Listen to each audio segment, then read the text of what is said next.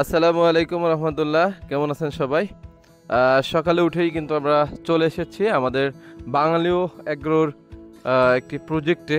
এখানে multi planting করা হয়েছে, যেমন হচ্ছে আপনার মরিচ, করলা, তারপরে ওপাশে চিচিঙ্গা আছে। হ্যাঁ, এরপরে দুইটা লাইন রকমেলন আছে। এরপরে এর নিচে আপনাদের আমি যদি একটু দেখাই, এটার নিচে কিন্তু ছিল ধনিয়া পাতা।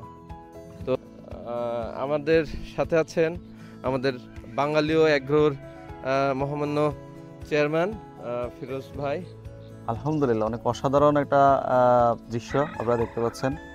আমাদের তোফাইল ভাই সহ যারা আছে তাদের অক্লান্ত পরিশ্রমের কারণে আসলে আমরা এত সুন্দর একটা পরিবেশ তৈরি হয়েছে। এই যে আমাদের করলার আজকে প্রথম হারভেস্ট হচ্ছে, করলার সাথে যে মরিচ আছে, তারপরে কিন্তু পরবর্তী ফসল প্রস্তুত হচ্ছে। আমাদের এই যে টমেটো চারাও লাগাই ফেলছে। তো আলহামদুলিল্লাহ সুন্দর, অনেক সুন্দর, অনেক ভালো লাগছে। আপনারা দেখতে পাচ্ছেন সামনে আছে আমাদের বাঙালি অ্যাগ্রোর ম্যানেজিং ডিরেক্টর আমাদের তোফাইল ভাই।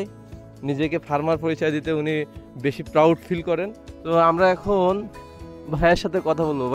সালামু আলাইকুম। বাঙালি এগ্রোর পক্ষ থেকে সকলকে আন্তরিক শুভেচ্ছা, শুভ সকাল। আমরা আছি এখন ভবানীপুর বাঙালি এগ্রোর করলার প্রজেক্টে। এটা আসলে শুধুমাত্র করলার প্রজেক্ট নয়, আমরা এখানে 20% জায়গাকে সর্বোচ্চ যেভাবে ব্যবহার করা যায় সেভাবে করার চেষ্টা করেছি। আলহামদুলিল্লাহ যথেষ্ট ভালো ফলাফলও দেখতে পাচ্ছি। আমাদের এখানে হচ্ছে এটা 3 ফিটের বেড, 4 ফিটের মালচিং করা, 2টা বেডের মাঝখানে আমরা 1.5 ফিট ড্রেন রেখেছি। আর মাচার নিচে মাচার জন্য আমরা 7 ফিটের একটা জায়গা রেখেছি।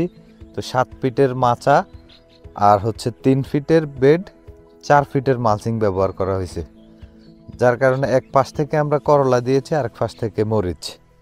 এই যে মরিচও ফল চলে আসছে, ফ্লাওয়ারিং স্টেজে আছে। আমরা হয়তো আর 15-20 দিনের মধ্যে মরিচ সংগ্রহ করতে পারবো। মাচার নিচে আমরা একবার ধনে পাতা তুলে ফেলছি, এখন আরেকবার দিব ইনশাল্লাহ।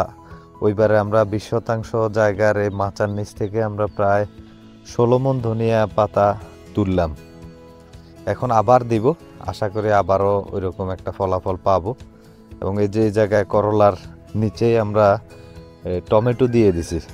করলা শেষ হওয়ার সাথে সাথে আবার টমেটো আসা শুরু হবে ইনশাল্লাহ। এটা হচ্ছে বায়ার সেমিনিসের আনসাল, প্রচণ্ড তাপ সহনশীল একটা জাত, 45 ডিগ্রি পর্যন্ত তাপমাত্রা নিতে পারে। তো আশা করি আমরা এই গরমের সিজন, এখন এপ্রিলের আজকে হচ্ছে 17 তারিখ, তো এপ্রিল মাসের জন্য এটা তাপ সহনশীল একটা জাত হবে, এই সময়ের জন্য এটা উপযুক্ত।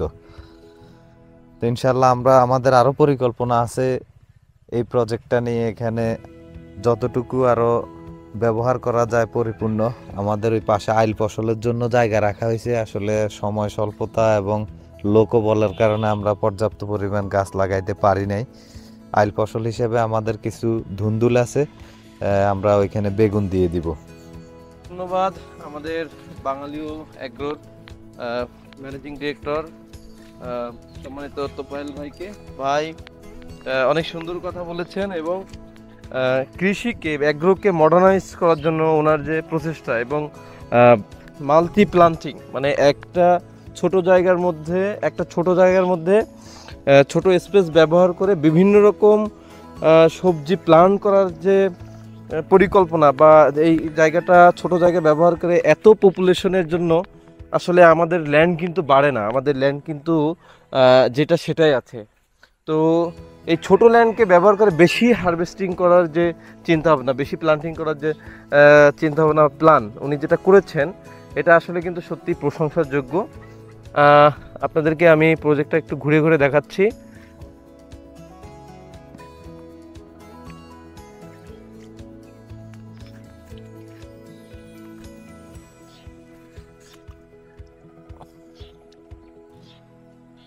মাচার নিচে কিন্তু অনেক সুন্দর।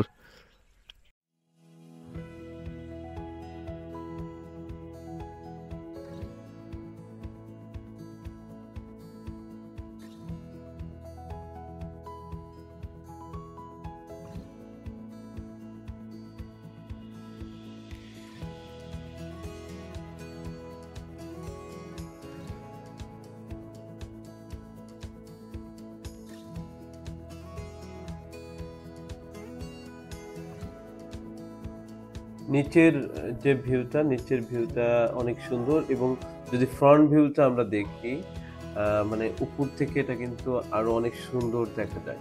তো সবাইকে এই ভিডিওটা দেখার জন্য অনেক অনেক ধন্যবাদ। বাঙালিও এগ্রোর পক্ষ থেকে আন্তরিক শুভেচ্ছা। সবাই ভালো থাকবেন, সুস্থ থাকবেন। আসসালামু আলাইকুম।